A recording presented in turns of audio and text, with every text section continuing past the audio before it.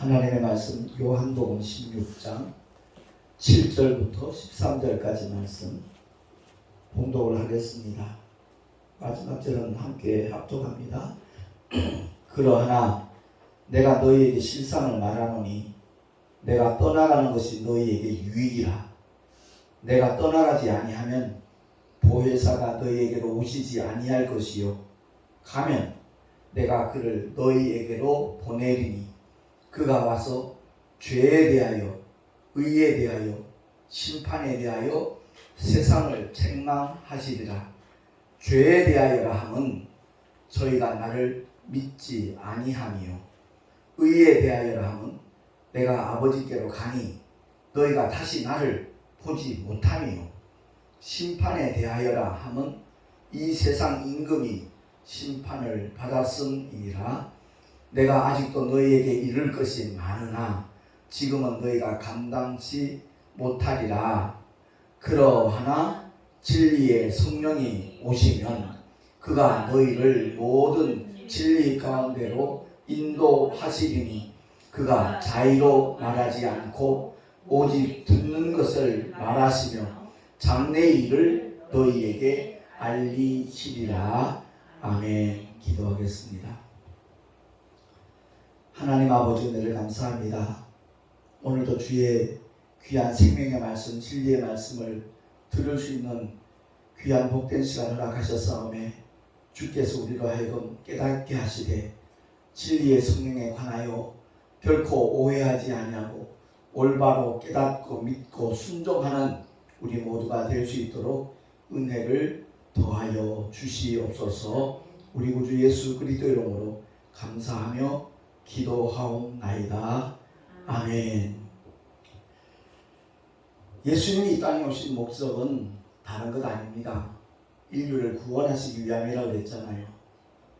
사실 그 첫 번째 목적은 바로 아버지의 뜻을 이루시는 것이고 또한 마귀의 일을 진멸하는 것이고 그 결과 그 사역에 쓰임받은 인간들을 죄에서 구원하시는 것, 그것이 하나님의 의도입니다. 다시 말해서 그 모든 공생애를 이루신 다음에 성령 하나님을 보내주시는 것이 주님이 이 땅에 오신 궁극적인 목적입니다. 성령은 하나님이십니다. 거룩한 영이십니다. 그 성령 하나님은 결코 더러운 죄가 있는 곳에는 임하실 수가 없는 그러한 하나님이십니다. 그래서 아담 안에서 범죄한 우리들이 이 세상에 태어나는 순간 아무리 다 태어난 어린아이가 천사같이 예뻐도 그 아이의 신분은 죄인입니다. 그래서 그 죄를 처리하지 아니하는 한 성령 하나님은 결코 이 세상에 임하실 수가 없었습니다. 그래서 주님이 2000년 전에 이 땅에 오셔서 종의 형체를 입고 오신 이유는 육체가 있어야 사망을 맛보시기 때문에 그렇습니다. 하나님은 영이시니까 피가 없어요. 죄값은 사망인데 피 흘림이 없이는 그 문제를 해결할 수가 없거든요. 그래서 말씀이신 하나님, 영이신 하나님이 종의 형체를 입고 이 땅에 오셨습니다. 베들레헴에 탄생하신 이유가 뭐라 그랬습니까? 베들레헴의 그 지명의 뜻은 떡의 집입니다.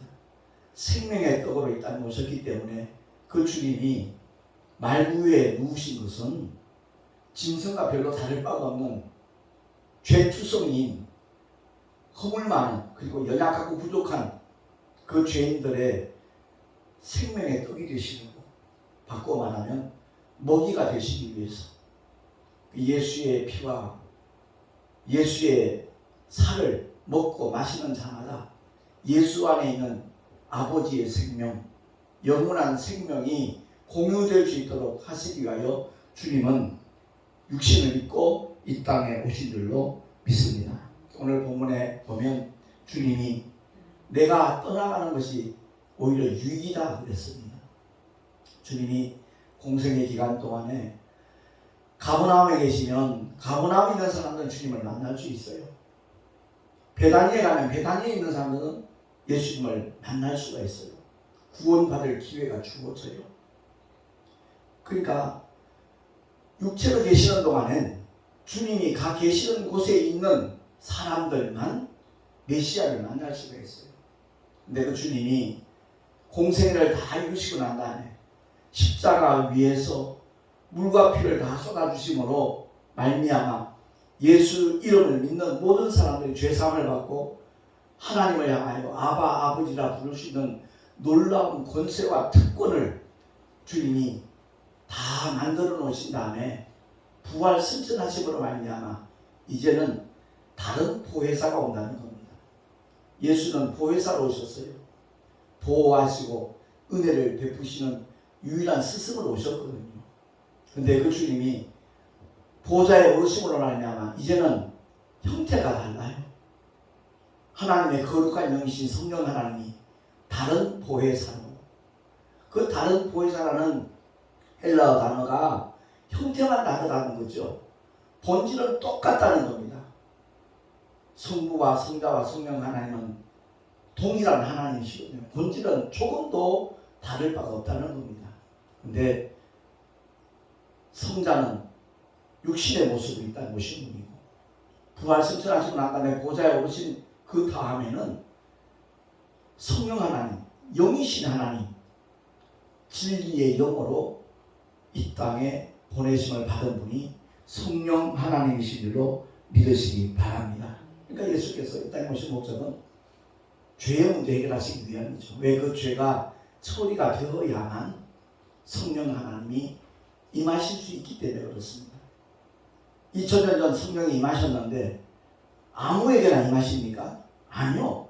예수의 이름을 믿는 자들에게 바꾸어 말하면 주님의 흘리신 그 보혈로 죄사함을 받고 구원받은 영혼들에게 성령 하나님은 차별 없이 임하시는 거룩하신 하나님의 영이신 줄로 믿으시기 바랍니다.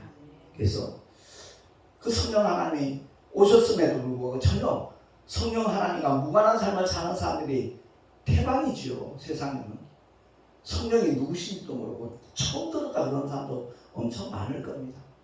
불행한 것은 예수 믿는다 하면서도 교회를 다니면서도 성령 하나님에 대하여 제대로 알지 못하는 사람들이 너무나 많더라고요.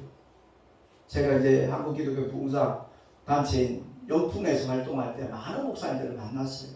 근데 그들 중에는 성경도 제대로 읽지 않은 그런 분들도 없잖아요. 있더라고요. 제가 정말 놀랐어요. 어떻게 저렇게 강단에 설 수 있는 용기가 있을까? 저는 만용이다. 이런 생각이 들더라고요. 자기 영만 망치는 것이 아니라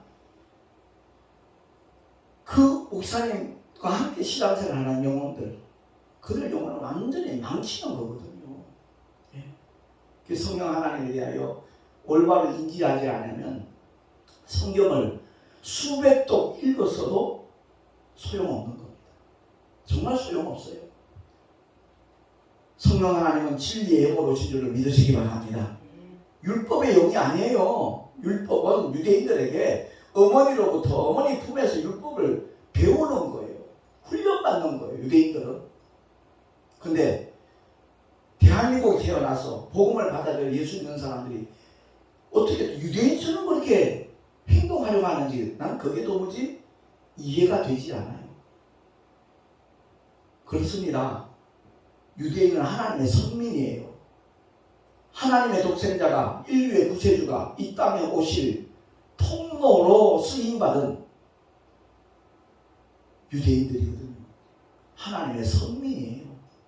그들도 예수 이름을 믿지 아니하는 한 결코 하나님을 향하여 아버지라 부를 수 없는 자들입니다. 두렵고 떨리는 마음으로 일평생 섬기는 그 여호와의 표호를 섬기는 자들이 이스라엘 백성들이거든요. 그런데 만민에게 미치는 모든 사람에게 미치는 참된 기쁨의 소식으로 오신 하나님의 아들 예수, 그 예수의 이름을 믿는 자들은 누구든지 하나님을 향하여 그 거룩하신 하나님, 전능하신 하나님, 창조주 하나님, 구원주 하나님을 아버지라 부를 수 있는 놀라운 은혜가 덧입혀진 줄로 믿으시기 바랍니다. 이 믿음 같지 않은 거예요. 이 믿음 전하자는 거예요. 주일마다 무슨 새로운 특별한 설교를 들으려고 생각하면 안 돼요. 하나님의 말씀을 바로 깨닫고 그 진리의 영으로 오신 성령 하나님을 의지하며 기대하며 신뢰하며 순종하며 나아가자라는 그 믿음의 자세를 취하자는 것이 바로 주일마다 드리는 예배의 이유고 또한 목적이기도 해요. 다시 오마 약속하신 주님, 행한 대로 갚으리라 말씀하신 주님, 그 주님의 약속을 믿고 내가 구원받아 하나님의 자녀가 된 것으로 만족하는 믿음으로 끝나는 것이 아니라 아직도 진리를 모르는 사람들에게 하나님의 그 놀라운 영원한 사랑과 은혜를 깨닫지 못한 사람들에게 그 기쁜 소식을 전하리라 다시 한번 다짐하고 결단하고 성령의 도우심을 간절히 바라는 예배가 주일 예배의 이유이기도 하고 목적이 되어야 될 줄로 믿습니다. 아무튼 2000년 전 마가다락방에 임하신 오순절날 임하신 성령 하나님은 지금도 변함없이 동일하게 일하고 계심을 우리 모두 깨달으십시다. 그 성령 하나님이 지금도 일하셔요. 그런데 어떻게 일하셔죠? 믿는 믿음의 사람을 통하여 일하셔요.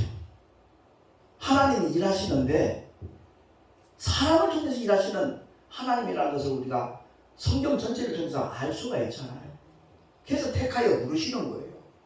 주님의 제자들을 택하여 부르신 이유와 목적도 바로 그들을 통해서 성령 하나님이 하신 일을 동역하라고, 그 일에 쓰임받으라고, 그냥 방언 터져서 기쁘고 좋아가지고 어쩔 몰라는 그것 즐기라고 성령이 임하시는 게 아니에요.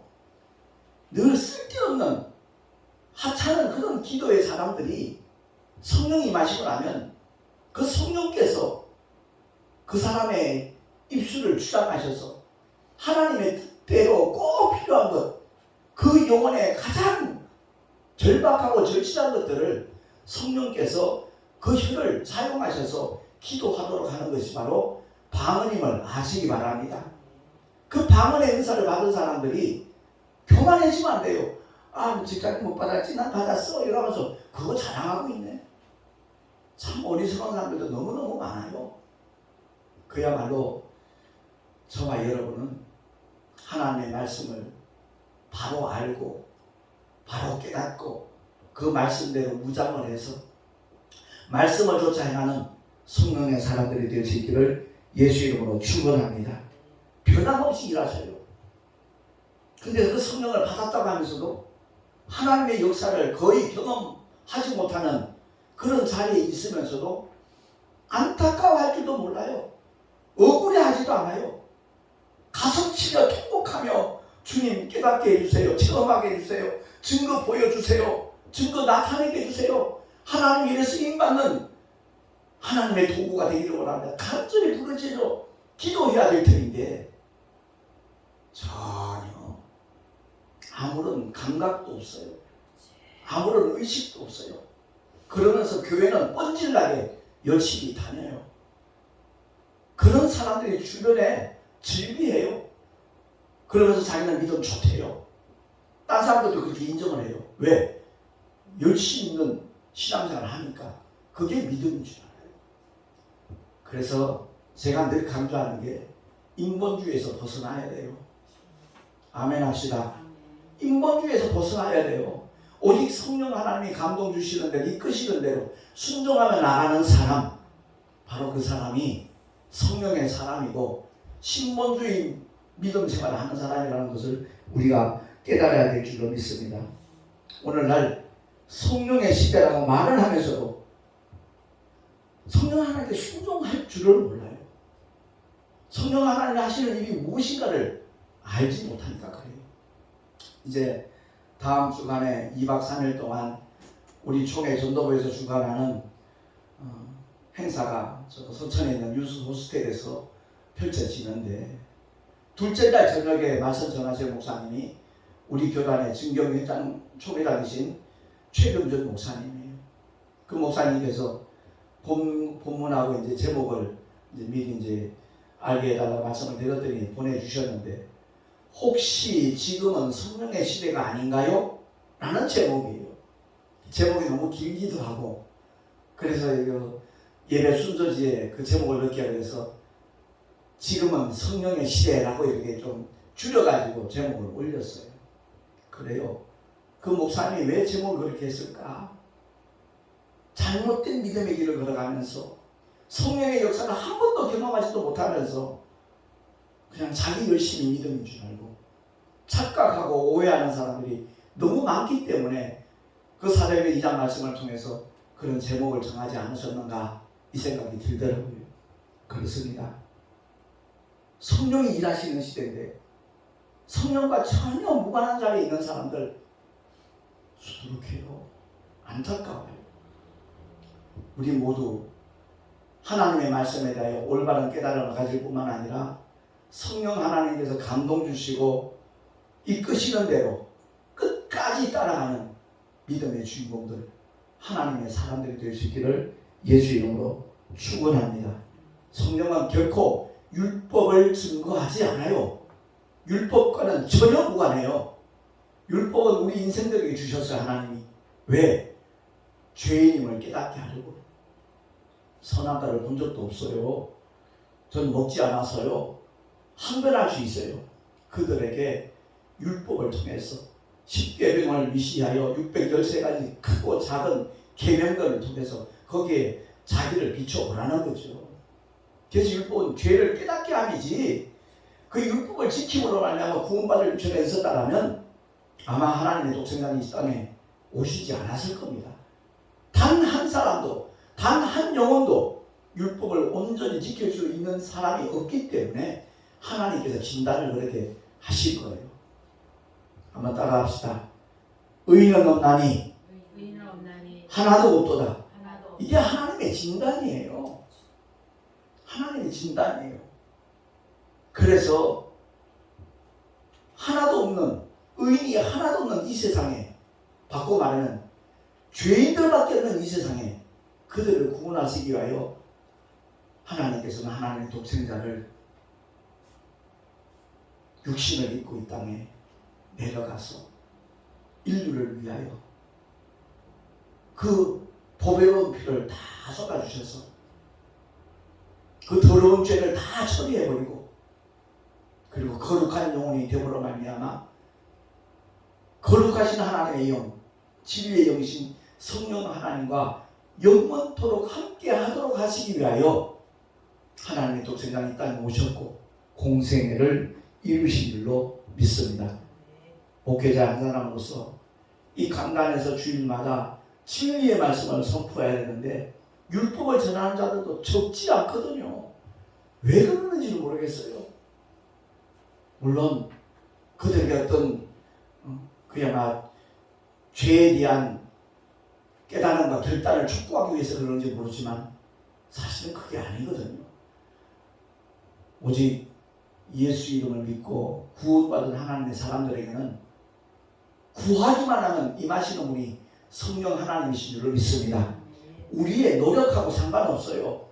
우리의 어떤 됨된 일을 통해서 성령 하나님이 임하시는 것이 아니라 주님이 행하신 일, 2000년 전 갈보리 언덕 골고다 언덕에서 물과 피를 다 쏟아주심으로 말미암아 세상 죄를 지고 가는 하나님의 어린 양으로서 인류의 모든 죄를 대속하신 예수의 이름을 믿기만 하면 그는 단번에 거룩한 영혼이 되는 줄로 깨달으시기 바랍니다.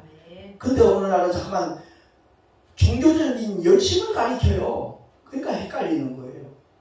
주님이 행하신 일, 우리를 위하여 정말 치르신 그 희생의 큰 사건을 내가 믿고 감사함으로 정말 주님 앞에 결단하고 고백하는 순간 우리는 하나님의 자녀가 되는 권세까지 덧입혀진다는 것이 성경의 선언입니다. 그래서 베드로의 첫 번째 설교가 바로 그거예요.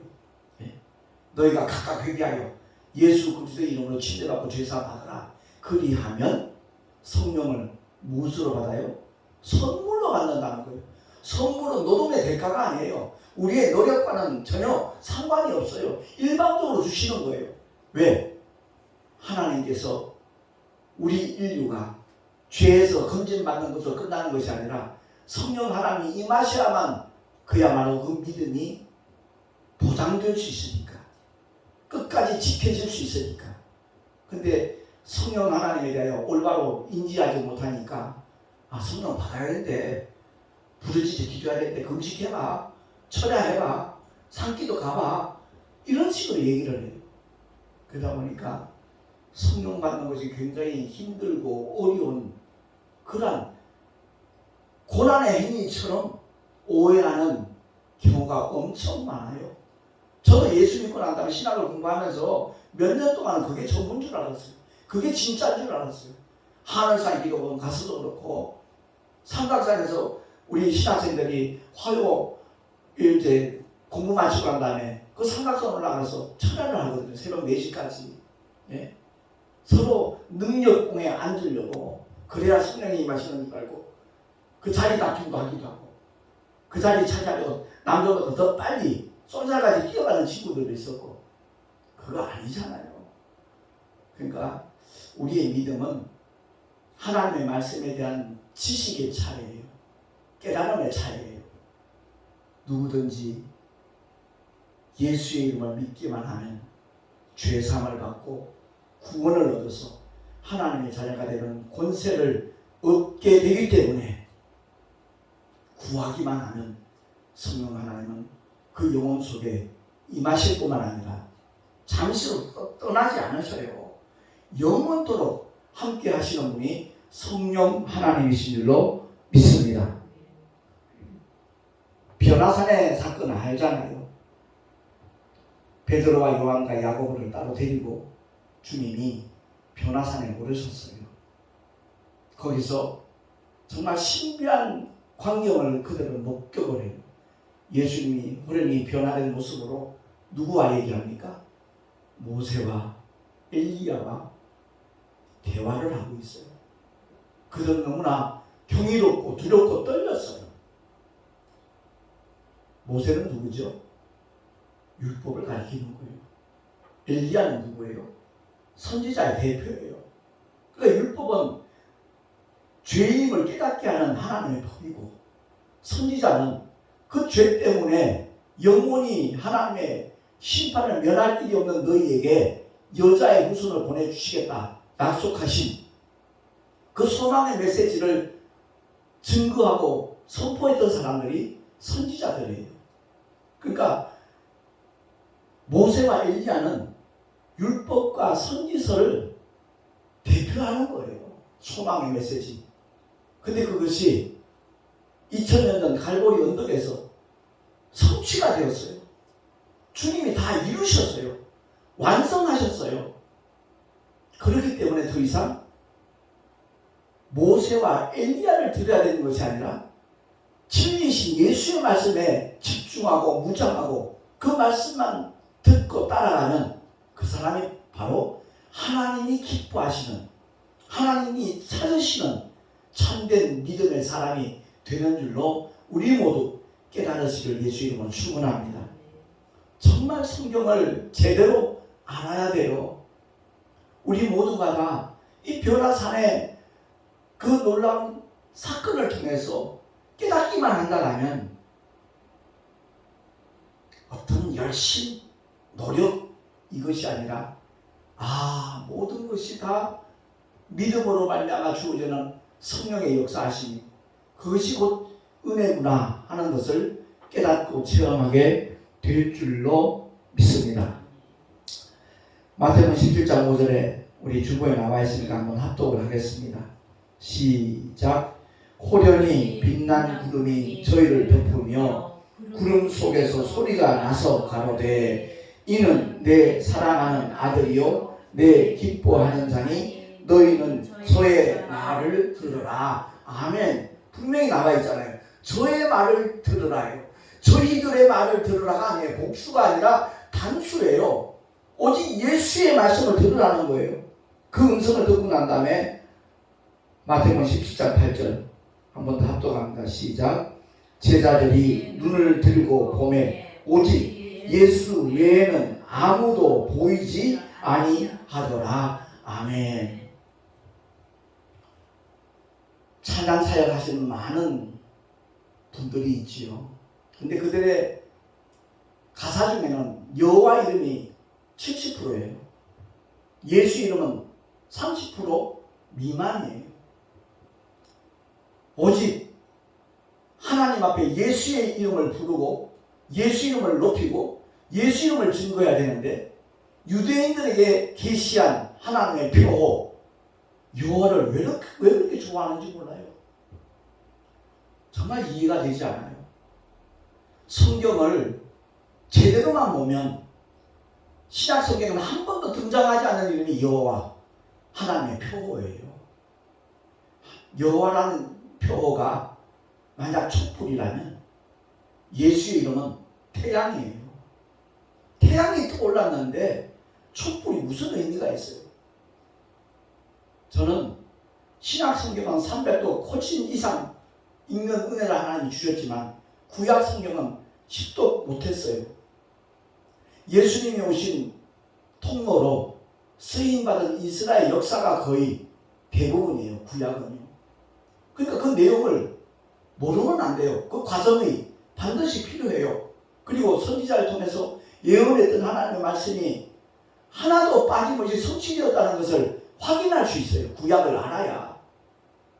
구약을 무시하라는 얘기가 아니에요. 보라는 거예요. 알라는 거예요. 그러나 우리가 믿고 선포하고 주장하는 메시지는 구약 아닙니다. 그건 하나의 거울이에요. 그들이 하나님의 말씀을 떠났을 때 이와 같은 하나님의 징계가 있었고, 돌이켰을 때 하나님이 또한 이와 같은 긍휼과 은혜를 베푸셨다라는 그 사건들을 구약에 다 보여줘요. 가나안 정탐을 12명이 갔어요. 10명은 전부 다 부정적이에요. 근데 2명은 하나님의 뜻이 무엇인가를 알고 선포의 믿음으로, 저들은 우리들의 답이다 그래요. 10명은 저들 앞에 우리는 메뚜기 같은 존재다. 하나님이 함께 하시는데 메뚜기 같은 존재라니 그게 말이 되냐고요. 그런 사건들을 통해서 실상이신 예수가 오셨는데 그 주님이 내 심령 속에, 내 영혼 속에, 내 마음 성전에 그 거룩하신 이름, 예수의 이름이 임재해 계시고, 그 이름으로 또한 보내심을 받은 진리의 영, 거룩하신 성령 하나님이 내 안에 와 계시는데 무엇이 두렵습니까? 무엇이 염려됩니까? 그 믿음의 모습을 갖게 된다는 것이 얼마나 큰 축복인가 하는 것, 우리 모두 깨닫고 체험하고 누리고 전할 수 있는 하나님의 사람들이 되시기를 예수 이름으로 축원합니다. 그래서 오늘 칠판에 써놨지만 성경은 진리의 영이시에요. 율법과는 전혀 상관없어요. 그리고 그 성령 하나님은 임하신 다음에 누구에게? 예수의 보혈로 죄사함받은 거룩한 영혼에게 임하신 다음에 그 영혼과 그 믿는 자와 그 성도와 영원토록 함께 하시는 하나님이신 줄로 믿으시기 바랍니다. 그래서 사도 바울도 복음을 가리켜 생명의 성령의 법이라고 하잖아요. 율법은 죄와 사망의 법이라는 거예요. 왜 자꾸 율법으로 돌아가려 그러느냐? 갈라디 이 사람들아, 이 어리석은 자들아, 책망하는 거예요. 안타까운 마음으로. 그러니까 성령이 오셔서 하시는 3대 사역을 오늘 본문에 말씀하고 있잖아요. 죄에 대하여 함.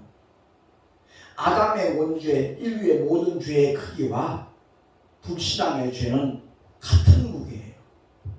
저희가 나를 믿지 아니하니, 예수를 믿지 않는 죄의 무게가 아담의 원죄를 포함해서 인류의 모든 죄를 더한 그 무게만큼 큰 무게가 불신앙의 무게예요. 지옥으로 끌어당기는 엄청난 위력을 갖고 있어요.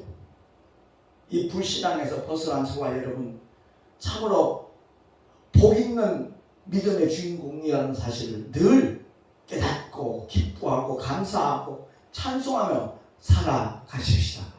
그 다음에 성령님께서 증거하시는 게 바로 의에 대하여 2000년 전에 이 땅에 계시다가 떠나신 그 주님은 더 이상 육체로 이 세상 어디에도 존재하지 않아요. 안 계셔요. 하늘 보좌로 오르셨기 때문에 이 세상에 안 계신 그 주님을 어떻게 우리가 경험하느냐, 어떻게 알고 믿느냐, 바로 성령 하나님께서 역사하시기 때문에 알고 믿고 체험하고 증거한다는 것을 주님이 미리 이루어주신 거예요. 의에 대하여 하는 그 한자가 바로 어린 양 밑에 내가 들어가 있는 거예요.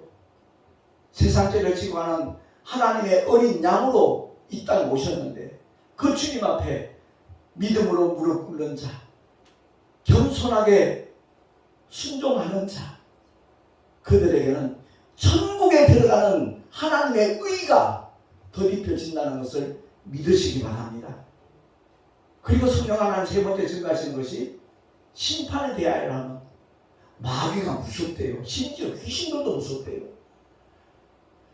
예수 안 믿는 사람들이야 그렇죠. 그럴 수밖에 없겠죠. 근데 믿노라 하는 사람들조차도 마귀가 무섭대. 귀신들이 너무 무섭대.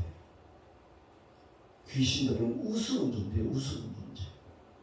건물 같은 존재. 건물이 묻었어요. 털어버리면 그만해요. 내 손에 뭔가 지저분한 게 묻었어요. 그거 보고 두려워하는 사람 없어요. 수도가 가서 비누칠하고 싹 씻어버리죠. 참으로 주님이 이미 세상 임금인 마귀를 심판하셨으니까 그래서 야고보서를 통해서 우리에게 명령하잖아요. 마귀를 대적하라. 그리하면 피한다는 거예요. 우리가 마귀가 무서워하고 피하는 게 아니라 마귀가 예수 이름의 권세를 알고 주님의 보혈로 죄사함받은 거룩한 영혼 성령이 임하신 자에 대해서는 역사하지 못해요.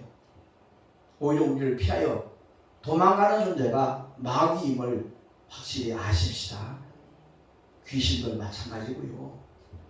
그야말로 믿는 자에게 따르는 표적.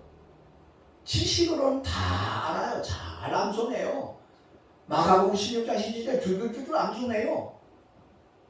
믿는 자에게는 표적이 따르다 그러면서 저희가 내 이름으로 귀신을 쫓아내면 세방을 말하며 뱀을 입으면 무슨 독을 마실 자를 예를 받지 않고 병든 사람의 손을 은전적 나으리라.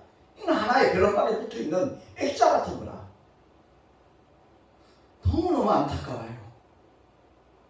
끊임없이 믿는 자에게 따르는 표적을 나타낼 수 있는 한국교회가 되길 예수 이름으로 축원합니다.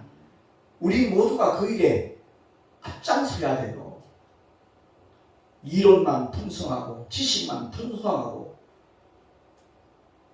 서점에 가면 읽을 거리는 풍성해요. 기독교 서적들이. 근데 그것이 하나의 그림의 떡으로 머물러 있다고요? 그거 아니거든요. 하나님의 말씀은 살아있고 운동력이 있어요. 끊임없이 그 말씀을 체험하고 증거하는 우리 모두가 되십시다. 요한복음 8장 32절 합독합니다. 시작. 진리를 알지니 진리가 너희를 자유케 하리라. 아멘. 죄에 대하여 의에 대하여 심판에 대하여 성령 하나님이 역사하시는 증거하시는 그 목적은 진리를 알게 하는 거예요.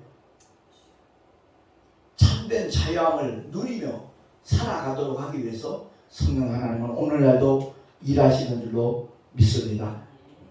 사도 바울도 같은 맥락으로 말씀하잖아요. 로마서 8장 1절 2절 읽고 난 다음에 말씀을 마치겠습니다. 합독합니다. 시작. 그러므로 이제 그리스도 예수 안에 있는 자에게는 결코 정죄함이 없나니 이는 그리스도 예수 안에 있는 생명의 성령의 법이 죄와 사망의 법에서 너를 해방하였습니다. 아멘. 기도하겠습니다. 하나님 아버지 감사합니다. 교회는 열심히 다니고 성경은 많이 읽는 것 같은데 성령의 역사하심과는 전혀 무관한 자들이 우리 주변에 참 많습니다.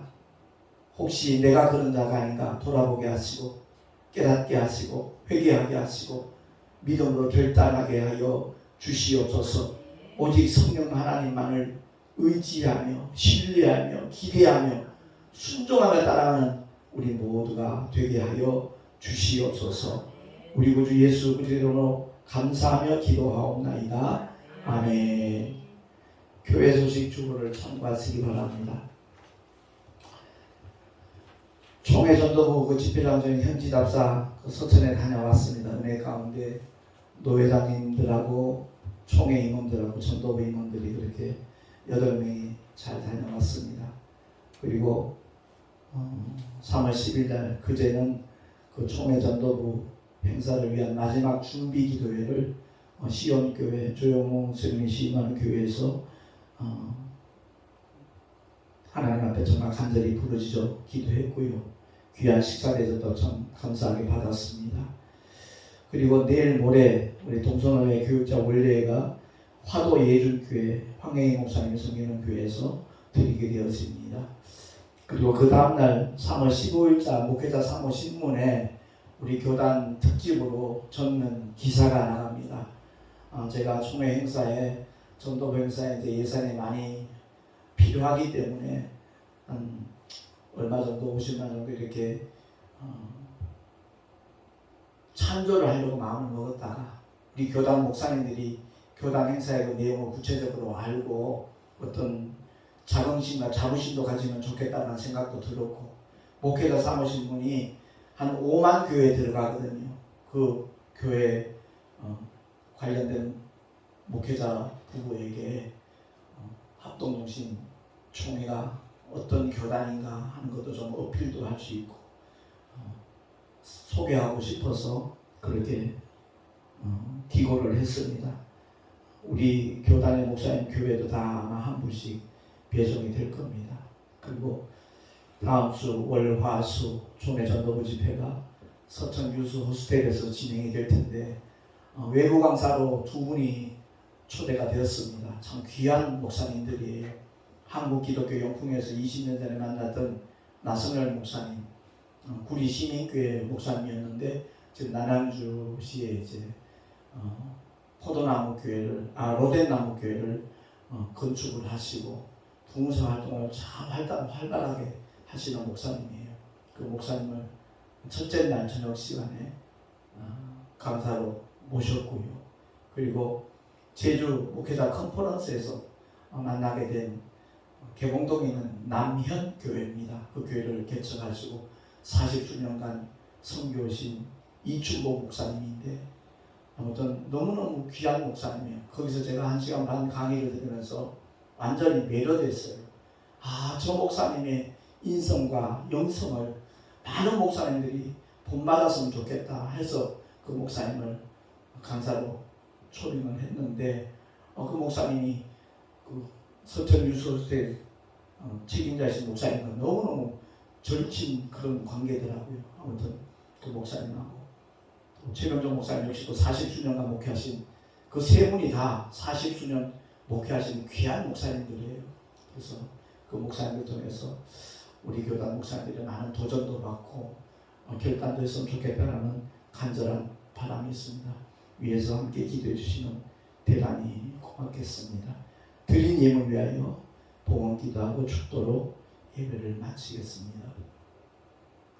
거룩하신 하나님 아버지 감사합니다. 11조와 헌물을 주님 앞에 드렸습니다. 아버지의 영광을 위하여 복음 증거하는 모든 일에 쓰임받을 수 있는 밑거름이 되게 하여 주시옵시고 드린 손길들마다 하늘의 복으로 신령한 복으로 가득가득 채워 주시옵소서. 뿐만 아니라 이 세상 살아가는데 필요한 모든 물질도 일마다 때마다 주님 허락하심으로 말미암아 더 하나님의 귀한 사역에 정말 쓰임받을 수 있는 은혜 위에 은혜까지 경험하는 믿음의 주인공들, 축복의 주인공들이 다 되게 하여 주시옵소서.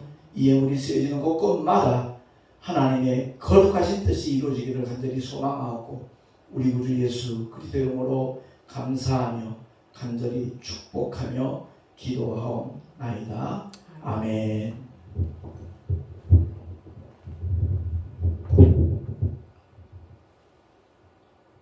이제는 우리 구주 예수 그리스도의 크신 은혜와 하나님 아버지의 영원하시고 놀라우신 사랑하심과 그 은혜 그 사랑 깨닫게 하시고 체험케 하시고 증거하게 하시는 보혜사 성령 하나님의 내주교통 인도하시가 축복하시니 성령께서 역사하시는 일이 무엇인가를 바로 알고 성령 하나님과 영원히 동행하며 충성하며 살아가리라 결단한 하나님의 사람들 머리 위에 그 가정과 자녀들과 경영하는 모든 일들과 또한 삶의 자리 위에 뿐만 아니라 다음 주간에 있어질 전도부 영성회복 성회 위에 지금으로부터 영원토록 함께 있을지어다. 아멘.